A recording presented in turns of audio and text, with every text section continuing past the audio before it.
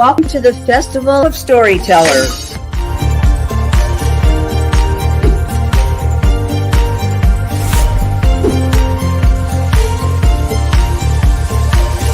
I thank everybody that's involved with this process because we know writers need readers and writers need publishers.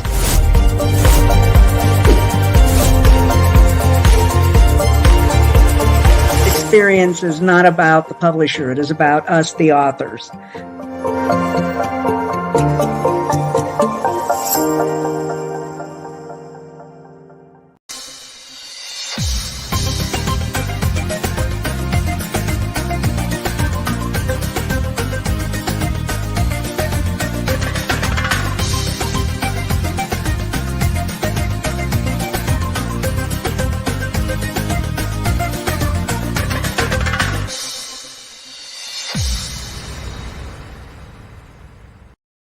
Our next featured author of the hour is one of Reader's Magnet's author ambassador. Let us all welcome Eleanor Gacetta. Ellie is a versatile individual with a fascinating journey and a multitude of talents.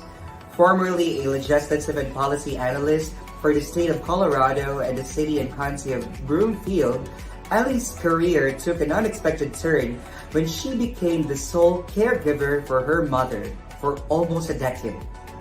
This experience led her to write the insightful and heartfelt book, One Caregiver's Journey, which offers a valuable article or advice and personal anecdotes for caregivers.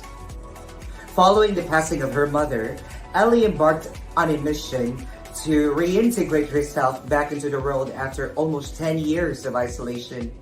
Journaling about her experience during this time, she discovered the challenges and rewards of rejoining a society that have evolved without her.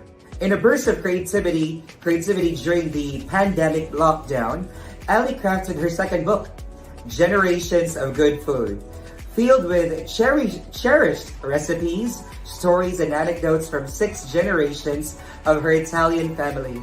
This book caters to both kitchen novices and seasoned cooks and bakers. Now residing in the suburb of West Denver, Ellie finds joy in spending time with her family, embracing the great outdoors, and indulging in her passion for cooking, baking, and gardening. Committed to her health and fitness, she made it a priority to stay healthy and fit during the pandemic, walking 2 to 3 miles daily and becoming a gym enthusiast. With her vast experience and genuine passion for caregiving and love for good food, Gacetta is a remarkable individual whose journey and expertise will undoubtedly inspire countless others. Let us all listen and welcome Eleanor Gacetta in her Author of the Hour session. Good afternoon, everyone. Storytellers, book lovers, welcome to the 5th chapter of the Festival of Storytellers. We are live on all social media platforms, so like and subscribe and follow. I am here to sit with the author of the hour, Ellie Gacetta, and we're going to have a good conversation. Welcome, Ellie. Thank you, Kimmy. Thank you. How are you? I'm good. And you? I'm good. I'm asking because you're in Colorado, so I'm sure it's a little cold there. No, actually, it is an absolute cloudless day, blue skies, and it's going to be 60 degrees all week, and then the bottom will fall out, and we're supposed to have record snow again next weekend. So, you enjoy it. That's what Colorado is. Wait 10 minutes, and the weather will change. Oh, all right. So, Ellie, we're going to start this discussion, and I just want you to tell us about yourself. There's not a lot to tell. I mean, I'm retired. I'm happy. Right now, I'm recovering from 3 weeks out of recovering from a hip replacement. So You know what? I enjoy life. I enjoy, as QR said, I am a gym rat right now I'm not, but I,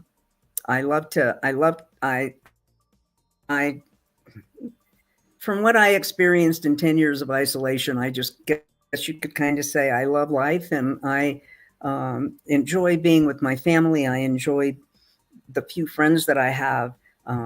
Life is good. Right now, life is good. That is good to hear.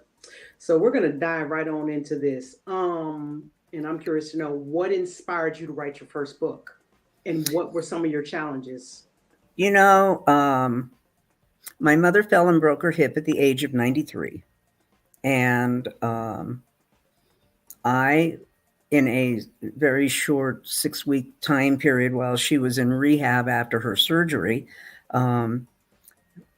ceased a 40-year career to become her full-time caregiver, her sole full-time caregiver.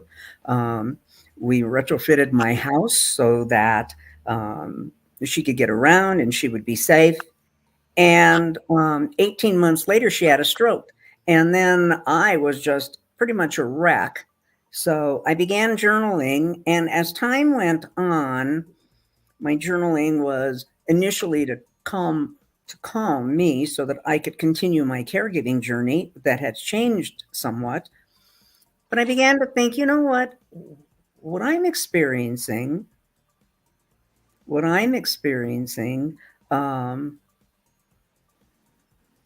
just might be able to help other people. And I continued to journal throughout the 9.5 years. I continued to journal the 9.5 years. And after she passed, then I continued to journal an additional 6 months of my reintegration period. And that was almost as hard sometimes as being a caregiver. When you haven't been in the world for 10 years and it's kind of passed you by, I'm sure. you just have to. So that's kind of how I started to write and what I did. And I just found that, if I would say what kind of particular advice I found in the journey, it was just, you make a commitment and you stick with it. Wow. There's an old saying that's been out for years, and it goes by, blah, blah, blah is not for the weak. Do you believe or not believe that caregiving is not for the weak? Oh, not everybody is cut out to be a caregiver. Caregiver is a very demanding, and it is not for the weak, because there's a lot of unpleasantries. It's not about, well, I'll just fix a couple meals and we'll see that they're taken care of. There's a lot of unpleasantries to being a caregiver. And as a caregiver, you have to ensure the well-being and safety of the person you're caring for, as well as ensuring the safety of their environment. And sometimes that might be doing laundry at 2 a.m. And if that's the case, that's the case.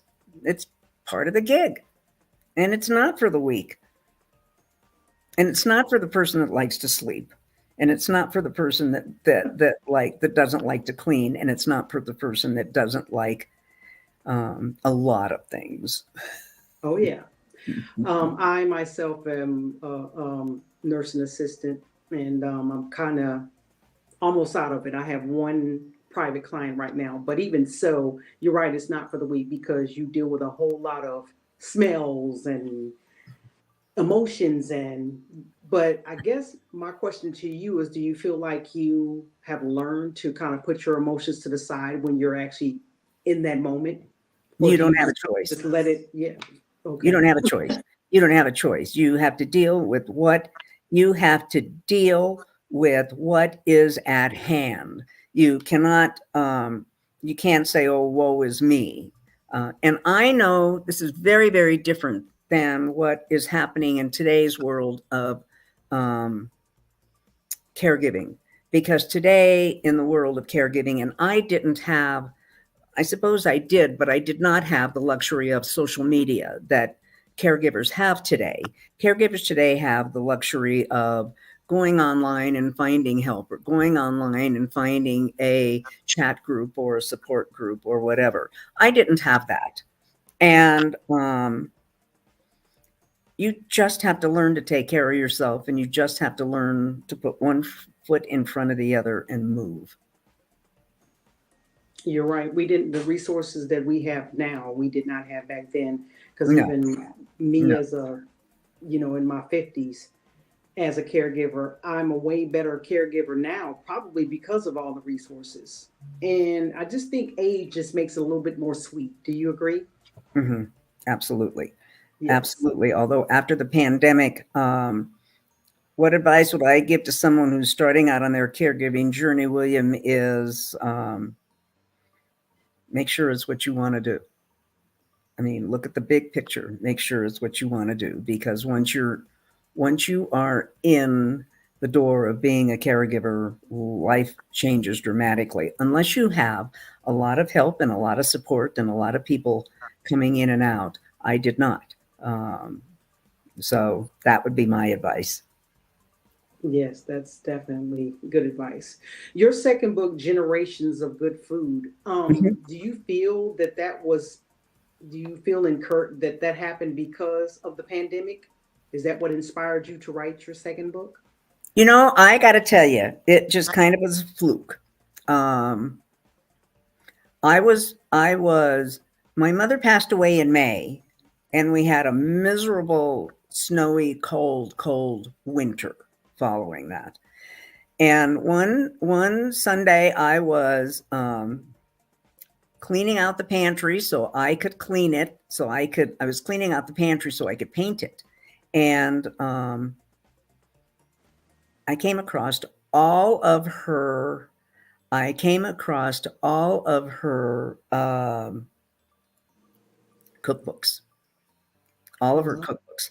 And I carried them all to the dining room table, and I started looking through them, and decided I was going to put together a book for my nieces, for her granddaughters, her great granddaughters, and some of her very special nieces. And so I hand wrote out 200 recipes. Took me a while, but I hand wrote them out, and I had them printed at Office Depot, and put them in a binder and gave them to them. And then as the pandemic became deeper, I was asked by Reader's Magnet if I had another book I was going to publish, and I had said, well, I got this cookbook. But then they asked me to tie the stories of the recipes back to my caregiving book. And that's how that book was born. And then I started to go through the recipes and write them, and mentally make them in my mind, because as I was going through some of them, it would say things like saute the garlic, and I'd say, but there's no garlic in the ingredients. And so then it makes you go back. It makes you go back and say, oh gosh, now I gotta make all of this again. Wow. You know what? Let me answer a question that was before this one, where someone asked if you still mourn the loss, of a loved one, and that one is no. I didn't encounter pain. My mother was 102 when she passed away, and almost every day I will look at her picture on the mantle of my fireplace and say, I wish you were here, but not the way you were. Oh wow, that's powerful. Because I don't think you want, your loved ones here and suffering. Because even like with my child loss, I wish he was here, but not with trisomy 18. So that's very powerful. I'm glad you said that. Yes. But Ellie, we're gonna do some hashtag fun here. So Reader's Magnet is gonna throw up some hashtags. Let's go for it. Okay. Tell me what you're thinking, or share a story. Self-love. I think everybody needs some self-love. I think that we live in a world where we question ourselves so much and we question our motives and we question what we're thinking about and why we're thinking the way we are. Um, if you don't have that appreciation for what you bring to the table, you're just not going to be whole. You have to have the self-love. You have to know that you have it within you, to be what you want to be. And yes, I know we live in a world today where there's a ton of mental health issues and everybody's got a problem. Everybody's always got a problem. My grandmother used to always say, behind every door there's a cross. And um, and you just have to stand in the mirror and look at yourself and say, I'm okay. What can I bring to the table? What can I add? What can I add to the day? What can I add to the world? um, and that's just how I am. So while we're on this hashtag self love, do you feel like during those almost 10 years with your mom, did you feel like you neglected yourself and didn't love yourself enough? Or were you just so focused that you felt like, okay, I'm doing it right. I'm doing it all. I was focused on my duties at hand, which were her safety and well-being and her happiness.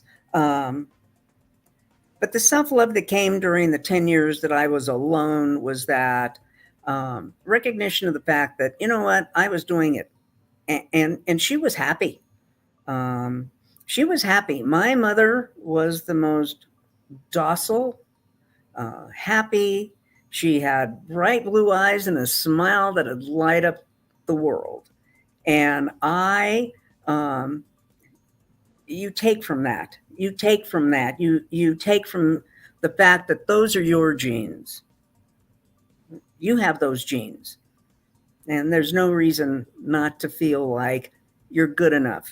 You're good enough for anything that comes your way, and we can deal with it. It's a tough world, but we can deal with it. Well, just by you saying that, I feel like my take from this is you saying, because I was loving my mother, I was still loving myself. Yes, yes, All yes. right. Self love, James, is a quality we should nourish so we can care for others better. But we care for yourself. Um, and today, self love for caregivers is, you always have to make time for you. You have to find balance. You have to make sure that you get out. I didn't. You know what? When I wanted some self love and my days were just like this, I stepped outside and got some fresh air. Um, and when my mother couldn't go outside, she would sit by the patio door, and I would sit on the patio and mess around with my pots and my flowers, and you regain yourself. You regain yourself. And she was happy sitting there with the fresh air hitting her, and I was happy being in the fresh air. That's what it's all about. All right. We will take another hashtag. Okay, let's take another hashtag. Thank you, Dre. Choco butternut. Choco Ooh. butternut. That's what's in the bottom of the bowl when you're making frosting and you're making chocolate cookies, Mm, and mm. you got that soft cube of butter and a couple big spoonfuls of cocoa, and you're trying to whip it all together so you could add everything else, and it's just going to taste like chocolate butternut when you get done. In Oh, my wow. in my caregiving book, I have, the chocolate cake recipe in my caregiving book. My mother made 3 or 4 times a week. She would bake a chocolate cake when I was small. She would bake a chocolate cake on Sundays, and then my late brother, my oldest brother, and my dad would take it in their lunches to work, during the week. And then sometimes she would bake it on Sunday, and if we had company, it would be gone. And by Tuesday or Wednesday, she was baking another one. And the chocolate butternut, the recipe for the frosting that's in there is, very, very dear to my heart, and that's just it. So chocolate butternut is is yum all the way around. Yes, I couldn't agree more. So let's take our next hashtag.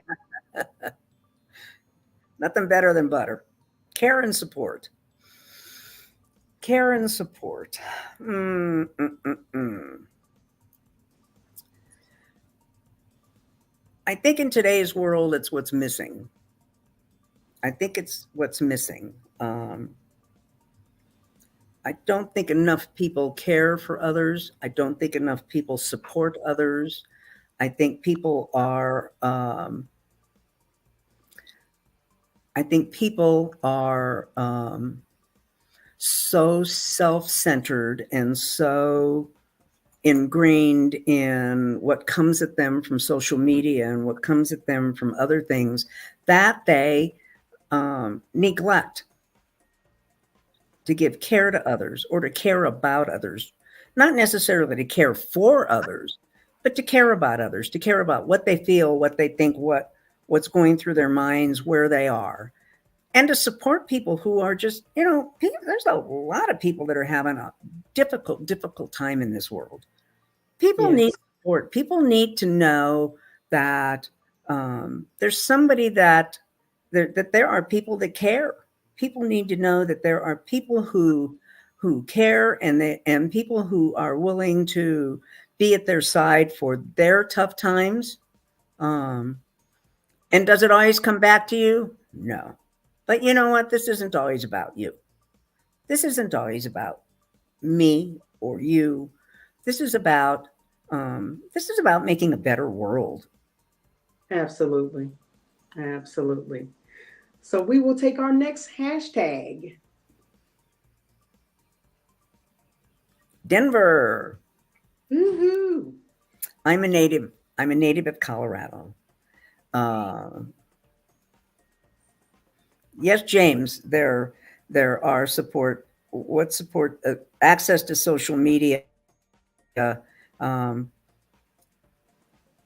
Basically, communities don't necessarily assist people. It is the entities in the communities that assist people in their caregiving roles. There's a lot of entities that offer services, but the community doesn't care. They don't give a rat's. Communities are busy with their own things. Back to Denver hashtag. Are you have you always lived in Denver? I'm a native of Colorado, Okay. and I was born in Denver. I lived. I grew up in a farming community just north of Denver, and I lived in a farming community north of Denver. Now I'm in a now I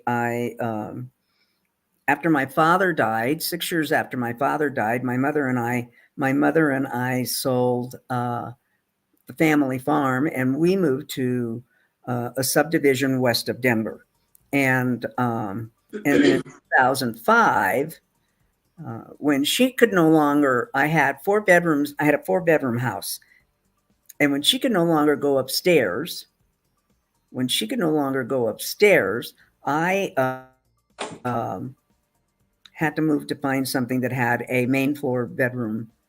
And so, and the townhouse that I'm in now has a main floor master, and she pretty much had, which was perfect for when she broke her hip, because she pretty much had the run of the mill. She had the kitchen in the living room, the dining room, the bedroom, the master bath, and then I had a bedroom and a bath and an office upstairs. So Denver is pretty simple. Denver's a big city. It's like all the other big cities right now. It's going through a lot of changes and a lot of machinations, and there's a lot of issues that people are dealing with in Denver, and they're no different than other big cities in this country. But it's a beautiful country. It's a beautiful city, and it's only about an hour west to some of the most gorgeous mountainous country you've ever seen, where the ski resorts are, and where there's a ton of snow, where we have none. Denver's Denver's just special, but it's like every place else. It's got its issues and it's got its problems, but it's home. It's home. All right. We have a question from Hannah says, what can you teach people on getting rid of self-centeredness? No, I don't think, Hannah, there's anything that you can that we can teach people. People are just, I think it's the society and the world we live in right now that it's the certainly it's the me generation. It's a total different lifestyle. We live in a world where people gotta have it. Gotta have it right now. If they want it, they gotta have it. Nobody can wait for anything. And if your neighbor's driving a Maserati, by God, you're gonna figure out how you're gonna go into debt up to your eyebrows so you can drive the bigger Maserati. And I just think that self-centeredness is just kind of where we are in this world right now. Sorry. That's what I see. Everybody's out for me. Everybody's out for me. People are not out for the good or the good of the community, the good of the world, the good of humanity. People are out for what's in it for me. Yep, me. Me. Yes. We got one more hashtag for you, Ellie. Okay. And it is good food. This is a good subject, right? That's just my generations of good food. I grew up with good food.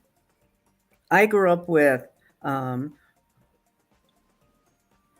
we didn't go out to restaurants and eat. As I said earlier, I grew up on a farm. We raised our food. We cooked our food.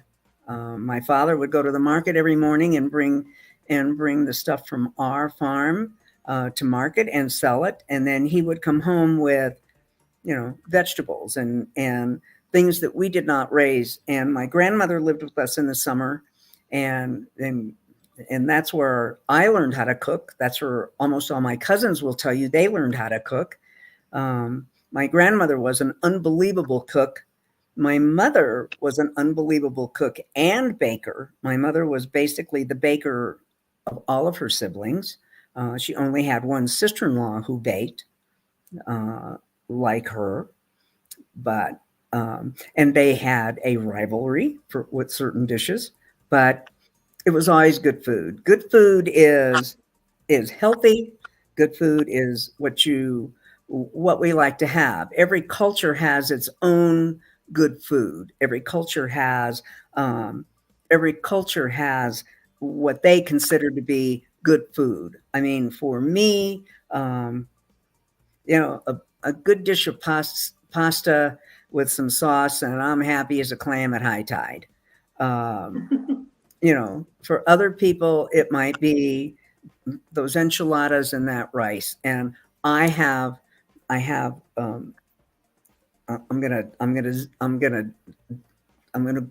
go off the track here for a minute. I'm gonna go off of my lane. But I have a very dear friend who called me a couple weeks ago and said she had made her aunt's chili. Well, I grew up with that whole family. And I said, oh my God, nobody made chili like her. Nobody made enchiladas like her. Nobody made Spanish rice like her. And it was like, it was in this, I mean, your mind just went back to all of the good times that went with that good food. And I think that's the other thing is when there's good food, there's generally people who are sharing it. What would be my definition of good food? It makes you feel good. It makes you happy. It makes you grateful.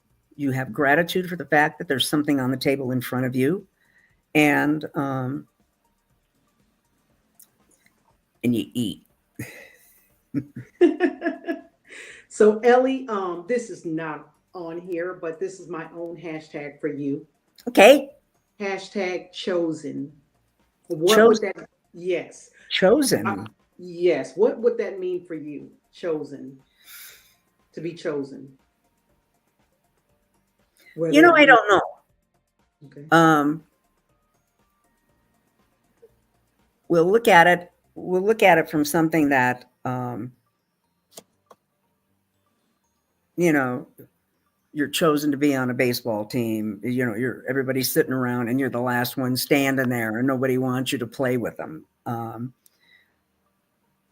But you're chosen. I think we're going to use it in the context of, and I would not offend anyone because I'm not a person of the cloth. But I think you're chosen a lot of times.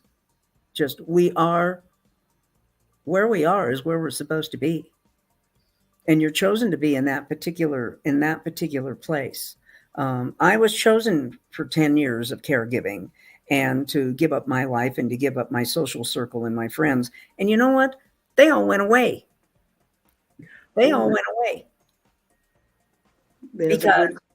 because I was chosen to take care of my mother. I could no longer just leave at a whim and go shopping. I could no longer just, I had to make plans for who was going to take care of my mother. I had to make certain that in the early part of my caregiving, I had to make certain that if I was gone, she was taken care of. You know what? They all moved on. They all moved on. And they're still moved on. And even though it's been 6.5 years since my mother passed away, they're all gone. So I was chosen to live alone. Am I a better person for that choice? Absolutely. Absolutely. That's good. That is good. You see, Drea Harper says she is a hashtag for us journey. What comes to mind? Dre, everybody's on a journey. Everybody's on a journey. Life is a journey, and the journey is what you make of it. You want to make it a good journey, you make it a good journey. You want to make it a bad journey, you make it a bad journey. If you want to fill your life with happiness, you could fill your life with happiness. If you want to cheat, lie, and steal your way through life, that's also a journey. A journey. That's not a good one, though. Indeed, that is also a journey. We're just the journey is from the day you come down the birth canal until the day they put you in the box. From womb to tomb. Yes, ma'am. So Ellie, I have a fun question for you. Okie dokie. If you could invent a holiday, what would it be? And how would you celebrate it? I would invent Let's Be Kind. Ooh. Day. I think it would be interesting to see if people could be kind to each other. For a whole day? Day. Oh gosh. 24 hours. That is good. Yeah. Could people be kind to each other? Yeah. I'll share with you a funny little story that I was with all of my nieces not too long ago. And we were all talking about what would you do? And I said, I'm trying very hard to be kind. And then some guy cut us off and I wasn't very kind. And they said, you're not doing a very good job of being kind. Well, that's when it's hardest to be kind, is when you're dealing with a difficult person or situation. Yes. But that's a good holiday. I think that people need to be kind. I think that we live in a world where people are not kind. That is a good holiday. So that takes me to another question. What does Ellie believe in strongly that others might disagree with?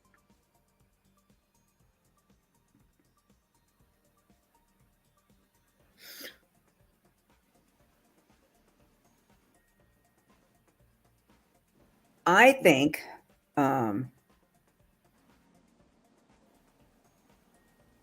this is I'm kind of going to answer your question, James. I'm going to kind of answer your question. I think we live in a world today that is every day. I think we live in a world of anger.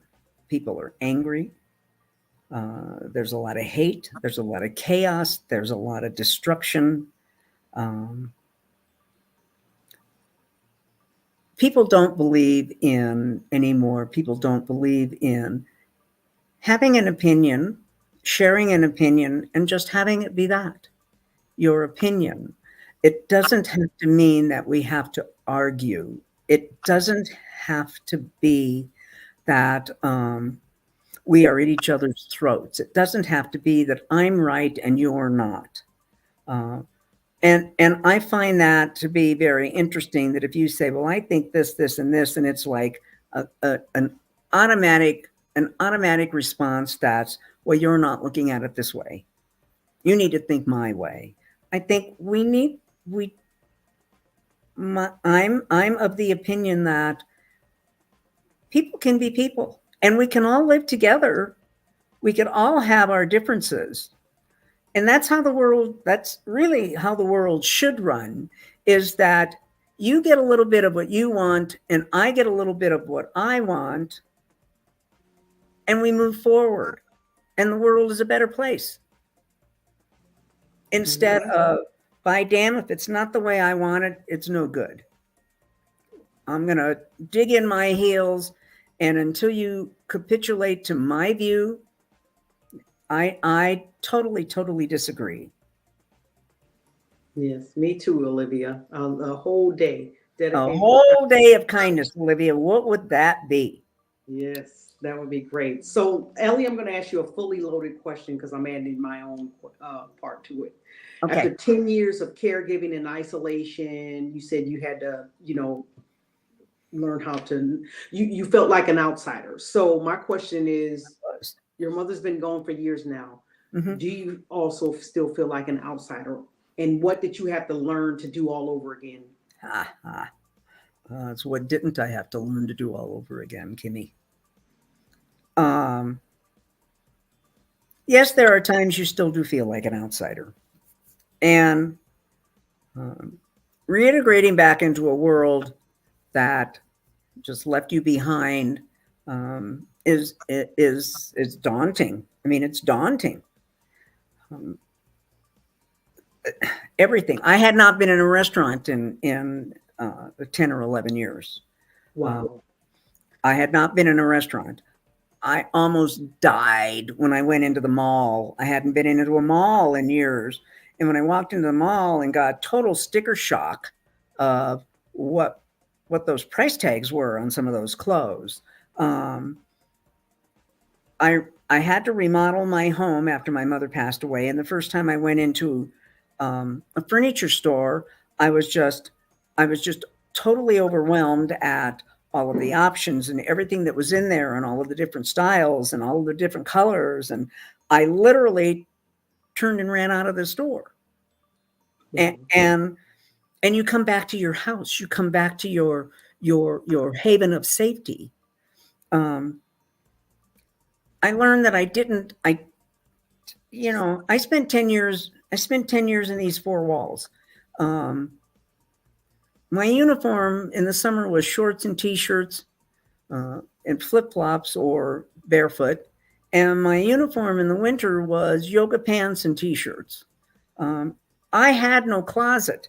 I didn't own a pair of jeans. I didn't own anything like this because I didn't go anywhere. And whoever came here saw me. They didn't come to see me. My mother was always dressed. We used to say she was puffed and fluffed.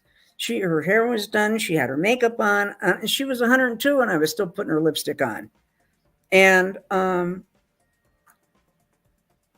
when it came time for me, the first thing is you get in your car and the traffic. Where do all these people come from? Yeah. And you're gonna go down the road. You're just gonna go across town to the mall across town and meet your friends for lunch. One of the three friends that I have, I might say. You're gonna go across town and you're gonna meet Sally for lunch. And we always meet at one of the high-end, and I hadn't been there in years, high-end shopping centers called Cherry Creek Mall. Cherry Creek is a very upscale, and we would go to, that was my first journey, but to go to the bistro in Nordstrom's for lunch. And Hell, I didn't even know where I was. driving down, I'm driving down the main streets, and all of these buildings have gone up. All of these, everything is torn down. All this traffic. Where did all these people come from? And and for the first 6 or 7 months, you're actually in this state of nervous shock because you can't believe what has happened. My venturing out was I was going to the grocery store at 5 a.m. so that I'd be back here and have everything put away by the time she got up and was ready to start her day. You know, I knew all the people that were stocking the shelves in the grocery store, and I knew how to do wind sprints, and I had my list, and I got that, and I got out. But you go to the grocery store and you start looking on the shelves and you see, wow, look at all these different products. Look at all this different food. I never knew they had this. Yeah. I mean, like, when did they come out? You know, and clothes, I had no clothes. And I went on vacation a couple of months after my mother died with my brother and his family, his 3 kids and their families. You know, they took me to a mall and made me buy clothes because what I had was just the rags that I wore around here. Wow. So it goes back to what you said. What did you have to learn how to do again? Everything. Yeah. World. I had to learn how to live in a world that had passed me by for 10 years. Yes. And okay, tell me what. I have another question for you. So as a caregiver / cooker, baker, do you feel like you cared more for how your kitchen looked at the end of the day, or how your bedroom was comfortable at the end of the day as a caregiver / baker? Because think about it, you were once doing it all. You probably had to still cook and take care of your mother. And so which was more, important? I grew up with a very traditional Sicilian woman, and the joke that to this day we still have is, don't go to the bathroom if Grandma Spano's in the house because she's going to make your bed while you're gone. And you know what? The first thing I do when I hop out of my bed in the morning is make it. And so for 10 years, I might have been down here at 4:30 to take care of her, but I always went right back upstairs and made my bed, even if it meant I was coming right back down to finish taking care of her. My kitchen, I cooked. I put 3 meals a day on the table for her.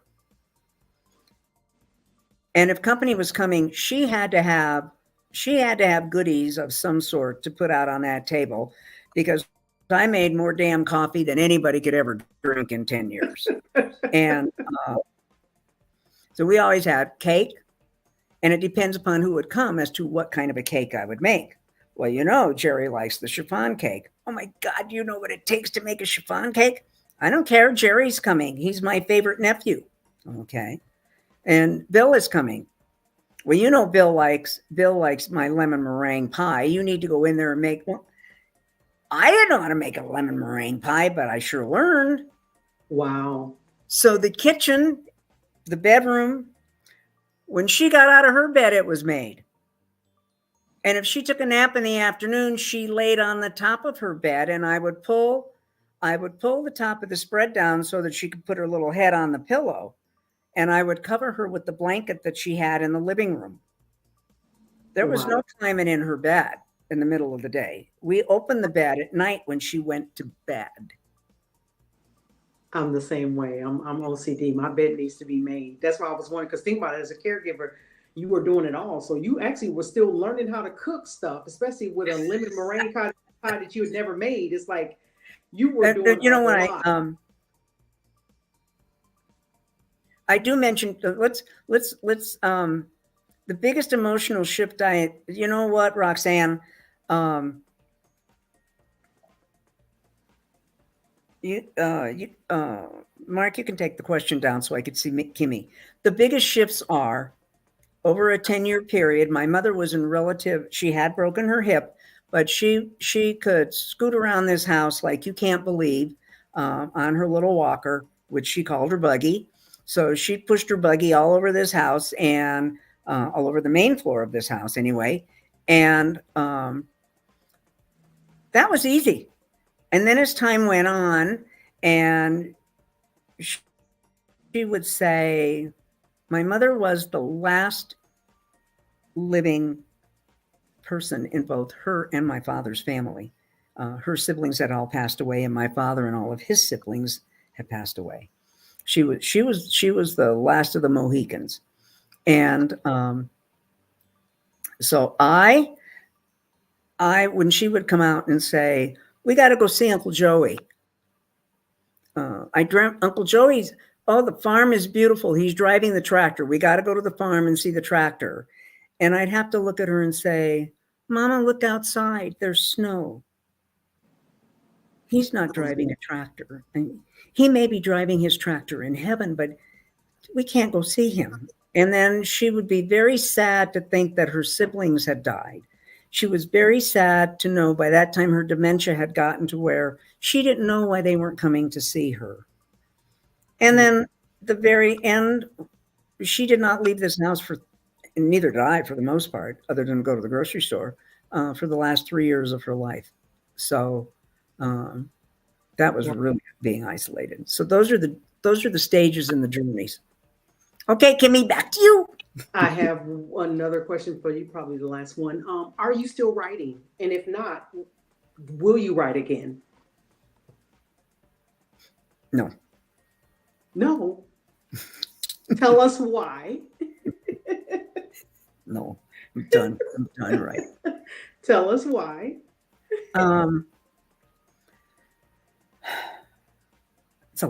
It's a lot. Okay. It's a lot. And I don't know what I would write about. I don't know what I would write about. And you could say, yeah, you do. But the answer to that is no, I don't. Now, I write blogs for the Sons of Italy. I write articles for the Sons of Italy newsletter here in Denver every month. I write blogs for my website. And there's a million different topics on caregiving and on cooking that we could, I mean, you know, it's like being in the candy store, just pick a topic and go. But in terms of writing a book, no, I don't want to dedicate that kind of time and that kind of brain damage to it anymore. And yet I know, and you know, because we have both moderated other author of the hours. I moderated a lady yesterday that said she did a group of books, 26 books in this series, and she has not published them. And I mean, I'm not that prolific of a writer.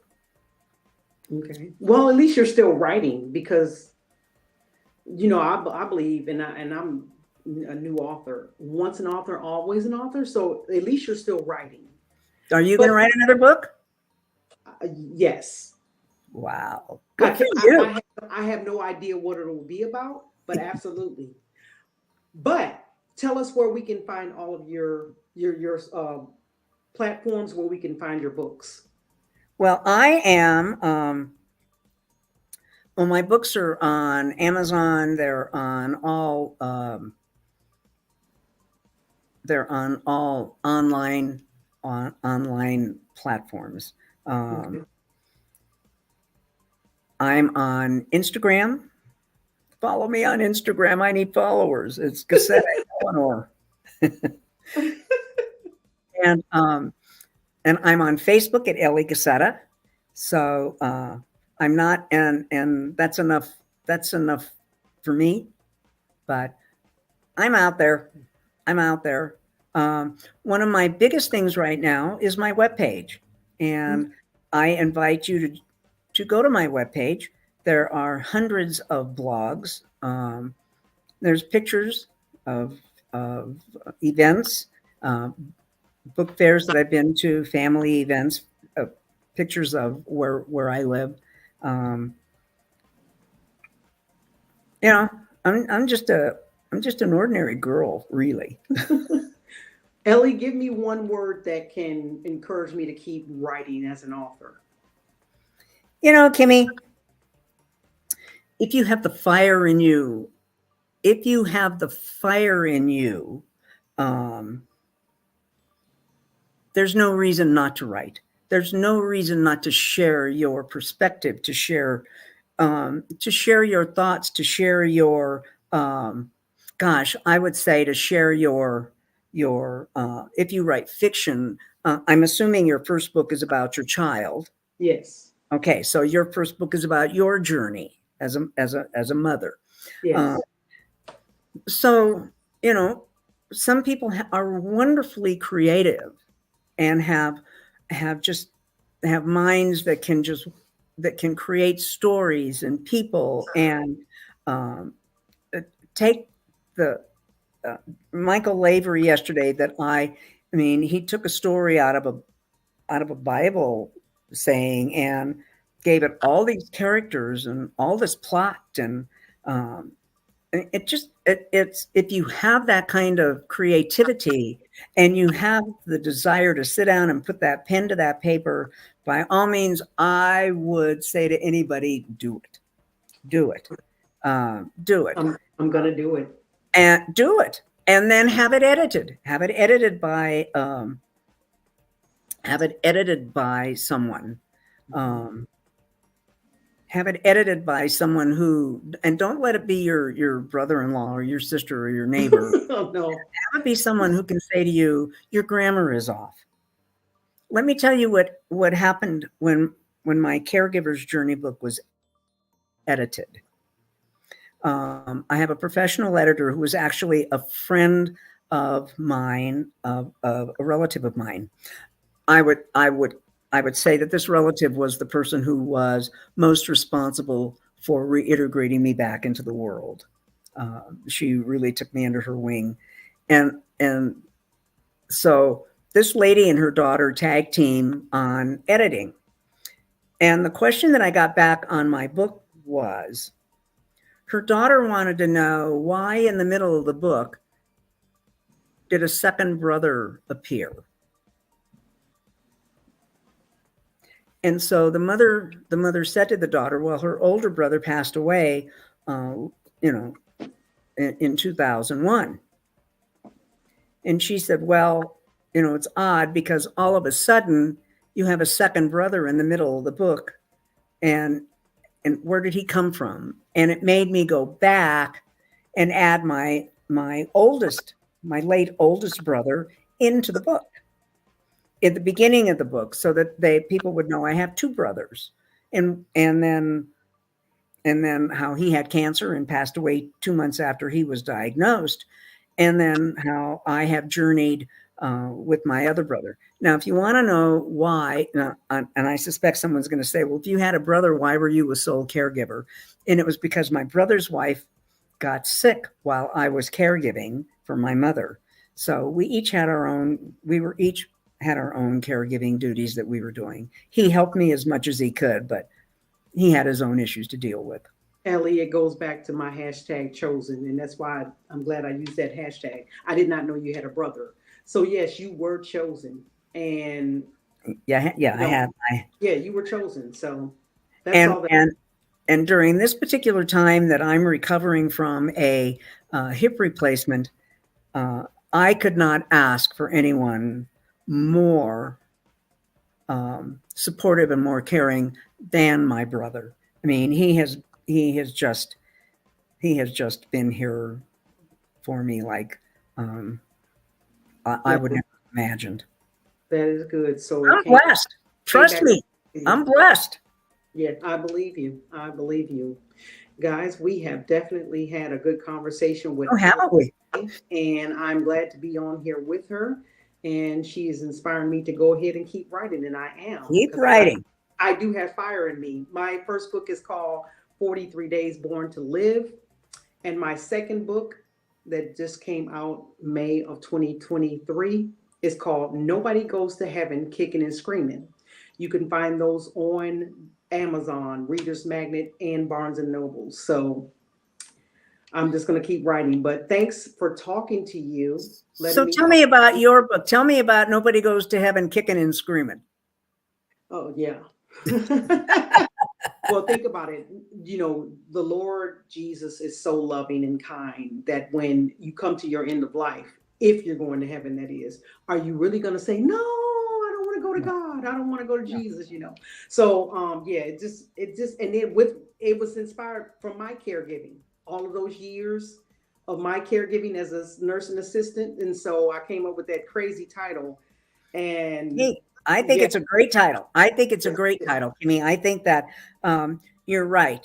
I have a good friend who's going through a really difficult time right now, and one of the things that that strikes me as funny is that I keep hearing, "I don't want to die because I don't want to have to meet my maker," Ooh. and so you know what. We all have to atone for our sins at some point in this big circle that we live in, and so that's why I say be kind, be the change you want to see, be kind, treat people with the respect and the dignity that you want to be treated with. Yes. Well, there you have it, straight from Ellie Gacetta. Thank you, like I said, for being with us today, and for your story, everything that you share with us. I think is going to help someone. And I'm just glad that you're still writing. And once an author, always an author. That's how I look at it.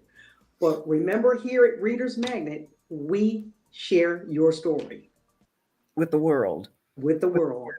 You know what? We still have 3 minutes. Let's both of us take the opportunity to thank Reader's Magnet for this wonderful opportunity of the Festival of Storytellers. It is an international platform. These Author of the Hour, the roundtables, the authors who are podcasting from their booths can be heard from the United Kingdom, from Canada, from the United States, and from Australia. And I think that Reader's Magnet has just done a marvelous job. I would like to thank the management and the staff who worked so hard to put this all together. And yes, I've been doing this since Festival of Storytellers was initiated, but I am just thrilled to death to have been here. This never gets old, Kimmy, and you will know that this never gets old. And it is just a wonderful thing. And the way that all of you send questions and have an interest in and listen to what we are all talking about, pretty heartwarming. It's really very, very heartwarming. Reader's Magnet rocks. Hashtag Reader's Magnet rocks. There we go. See, there you go, Mark. Reader's Magnet does rock. Yes. I love it. I love it. I do too. I'm glad to have joined you today. You know what? Thank you for being a great moderator. Yay. You did a great job. Thank you. You're welcome. No, thank you. I appreciate it. I appreciate having this opportunity, and I appreciate having someone who's relaxed enough to ask a lot of questions. Yeah, trust me. If we had longer, I'd have way more questions for you. I'd answer them all. Brew the coffee, though. Yeah. Call me. Yes. We have a minute. What do you want to say? I'm just grateful to be here. And as we say at Reader's Magnet, we are here to share your story with the world. With the world. And we have. And we have. Yes. And I have 2 stories, and Kimmy now has 2 stories. So how fun for us. Yes. Thank you so much, Kimmy. You're welcome. Have a good day, world. Book stories. Yes. Bye for now. Yep.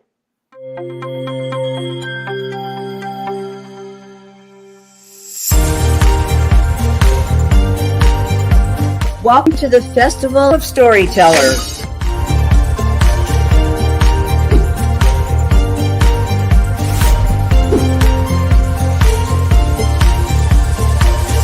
I thank everybody that's involved with this process because we know writers need readers and writers need publishers.